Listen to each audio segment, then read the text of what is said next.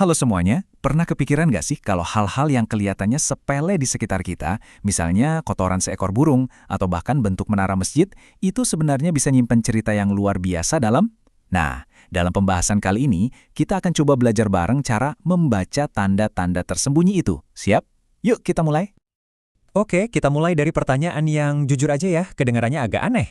Emangnya, apa sih yang bisa kita pelajari dari kotoran burung? Tapi percaya deh, jawabannya itu jauh lebih menarik dari yang kita bayangin. Nah, kenalan dulu yuk sama subjek pertama kita, murai batu. Ini burung kicau yang jadi primadona banget di Indonesia. Buat pemiliknya, kesehatan burung ini tuh segalanya.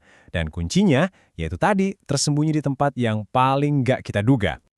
Oke, sekarang kita masuk ke bagian serunya. Kita bakal coba memecahkan kode rahasia dari si burung ini. Bahasa sunyi yang nggak semua orang bisa ngerti. Ada kutipan dari seorang perawat burung ini yang menurut saya kena banget. Kita akan lihat apakah jadi cacing, apakah jadi naga. Ini nunjukin kalau merawat burung ini tuh bukan sekedar hobi biasa. Ini seni tingkat tinggi yang membedakan mana burung yang biasa aja dan mana yang bisa jadi juara sejati. Nah, disinilah kejelian si perawat ini benar-benar diuji. Setiap pagi, dia itu kayak detektif loh. Dia bakal menganalisis kotoran burungnya dengan teliti. Coba deh, lihat tabel ini. Detail sekecil bentuk, warna, sampai konsistensinya itu jadi penentu. Kalau kotorannya cair dan gak berbentuk, itu lampu merah. Tapi kalau padat, bagus bentuknya, terus asam uratnya putih bersih, nah, itu tandanya si burung sehat walafiat. Ini benar-benar ilmu observasi murni. Jadi, setelah ngamatin tanda-tandanya, si perawat ini nggak cuma diam aja, dia punya metode khusus buat mengembalikan kondisi prima burung kesayangannya. Metodenya ini sederhana tapi cerdas banget. Langkah pertama jelas, amati. Langkah kedua, diagnosis. Biasanya masalahnya ketahuan di sini, misalnya kebanyakan suplemen atau extra fooding. Nah, langkah ketiga ini yang paling krusial, riset. Semua makanan tambahan di stop total. Cuma dikasih makanan pokoknya aja.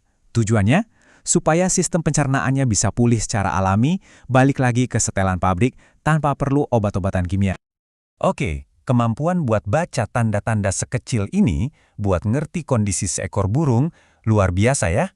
Tapi sekarang, coba kita lompat lebih jauh. Jauh banget. Gimana kalau prinsip yang sama, membaca detail untuk memahami gambaran besar, kita terapkan ke sesuatu yang skalanya raksasa, kayak sebuah komunitas manusia? Pertanyaannya jadi lebih gede lagi nih.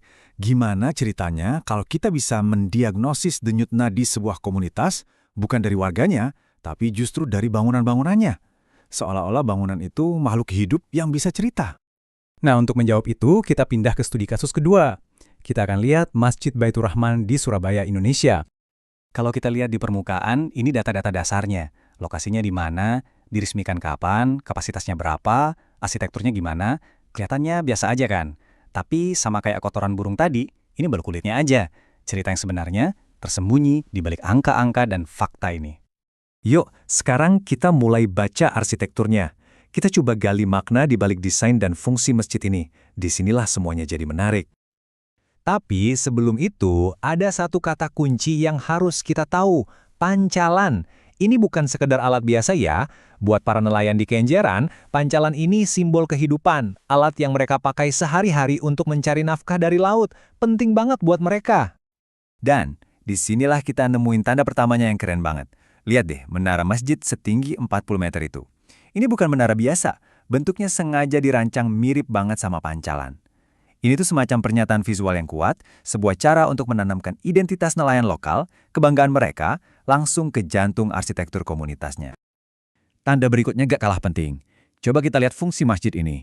Ini jauh lebih dari sekedar tempat ibadah. Ini tuh jadi pusat aktivitas komunitas. Ada perpustakaan, pengumpulan zakat, tempat nikah, bahkan koperasi dan agen travel. Lengkap. Ini tanda yang jelas banget kalau masjid ini benar-benar jadi jantungnya komunitas. Tempat di mana kehidupan sosial dan ekonomi warganya berdenyut.